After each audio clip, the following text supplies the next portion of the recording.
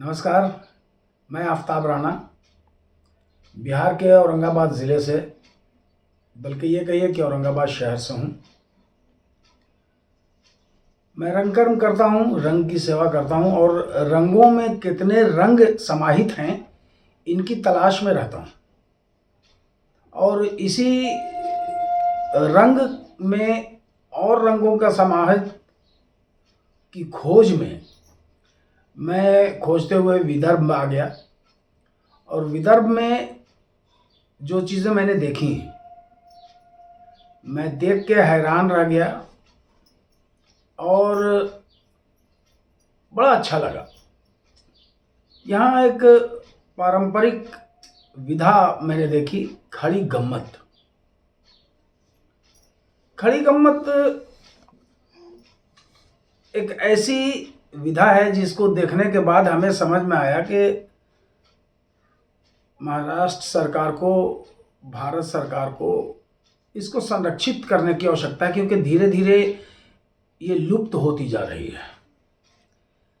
जब खड़ी गम्मत मैंने देखा तो मैंने ये महसूस किया कि खड़ी गम्मत में जितने भी पात्र हैं वो अपनी जो भी बात कर रहे हैं, जो भी बात कह रहे हैं, वो सब खड़े खड़े कर रहे हैं। इसी के पैरेलल में हमारे यहाँ जो चीज़ें हैं, जैसे विदेशिया शैली के नाटक हैं, तमाशा है, तो इनको संरक्षण मिल रहा है, लेकिन खड़ी गम्मत को संरक्षण नहीं मिल रहा है। मैंने एक चीज़ को बड़ी गौर से देखा कि खड़ी गम्मत में जो मेन पर्सनैलिटी है वो इसका शाहिर है।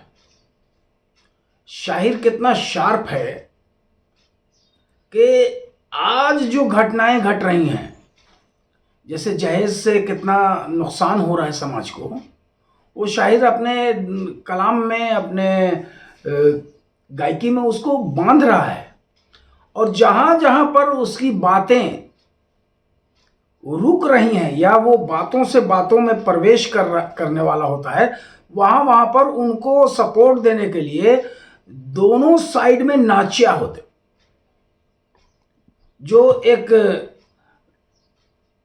नाच के जरिए लोगों को, यानी दर्शकों को अपने अंदर इन्वॉल्व करने की जो क्षमता इन नाचिया में मैंने देखी, वो बड़ी खूबसूरत है। और इस विधा को ज़्यादा से ज़्यादा दूर तक ले जाने की ज़रूरत है। महाराष्ट्र सरकार को या भारत सरकार को चाहिए कि अच्छे शाहिर, अच्छे नाचिया को ट्रेनिंग देके उनको नई दुनिया से परिचित कराकर उनको देश विदेश तक पहुंचाने की कोशिश की जाए। क्योंकि एक शब्द है नाचिया, जिसको हम लोग अपने यहाँ लौंडा नाच कहते हैं, या फिर यही नाचिया जब महिलाओं में परिवर्तित होती है तो ये मौशी हो जाती है या तमाशा में ये चली जाती है। फिर मैंने इसको तलाशा कि आखिर ये कब से। तो आप जब इसको तलाशेंगे, किताबों को खंगालेंगे, तो आपको ये पता चलेगा कि मुगल काल में भी ये मौजूद थे। मुगल काल के पहले भी ये होता था, लेकिन इसका नाम शाहिर नहीं हुआ करता था, नाचिया नहीं हुआ करता था। और जहाँ तक मुझे ऐसा महसूस होता है कि एक समय ऐसा भी हमारी फिल्म इंडस्ट्री ने भी देखा है, आपने भी महसूस किया है कि एक समय था भारत में जब महिला पात्र महिलाएं नहीं करती थी। तब उस वक्त का जो सुंदर नौजवान होता था, चॉकलेटी जिसको हम लोग कहते हैं ना, वही महिलाओं का कैरेक्टर करते थे। और उसी समय से ये नाचिया भी डेवलप हुआ, क्योंकि नाच के प्रति दर्शकों का आकर्षण तो है और वो चाहते हैं कि मेरे अलावा, यानी मैं पुरुष हूं तो मेरे अलावा जो लोग हैं वो नाचें। तो उनके संतुष्टि के लिए, दर्शक की संतुष्टि के लिए पुरुष वर्ग में महिला बन के नाचिया बनाया गया।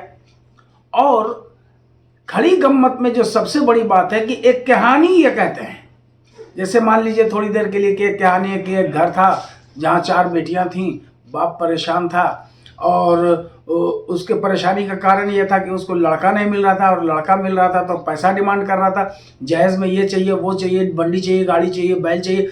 तो इस पूरी कहानी को शाहिर अपने शायरी के अंदाज में, अपने बहर के अंदाज में, रुबाई के अंदाज में, गज़ल के अंदाज में वो प्रस्तुत करते हैं। और मैं बहुत पुरजोर तरीके से कहना चाहता हूँ कि खड़ी गम्मत लुप्त हो रही है, ये विधा गौन हो रही है, इसको बचाने की कोशिश की जाए, और बचाने का जो दायित्व है, जो बचाने का काम करेगी वो सरकारें करेंगी। मैं सरकारों से आग्रह करूंगा कि मेरे जैसा बिहार दूर दराज का आदमी आकर जब खड़ी गम्मत देखकर लगता है कि एक पारंपरिक चीज़ जो लुप्त हो रही है उसका दर्द मुझे होता है, तो आपको भी होना चाहिए। ये बातें तो होती रहेंगी। तो आपने सब्सक्राइब कर लिया है क्या? नहीं ना? तो कीजिए ना, बगल में है ना बेल बेल, उसको दबाइए, टंग। बोला? नहीं बोला? नीचे जाइए, देखिए लिखा हुआ कमेंट, तो कुछ कमेंट लिखिए। अगर आपको अच्छा लग रहा है तो अच्छा लिखिए, बुरा लग रहा है तो बुरा लिखिए, लेकिन क्या बुरा लग रहा है ये लिखिए, ताकि उसको सुधारने की हम कोशिश करें। सिमसिम आई चैनल ज़रूर देखिए और देखते रहिए और मज़ा लेते रहिए।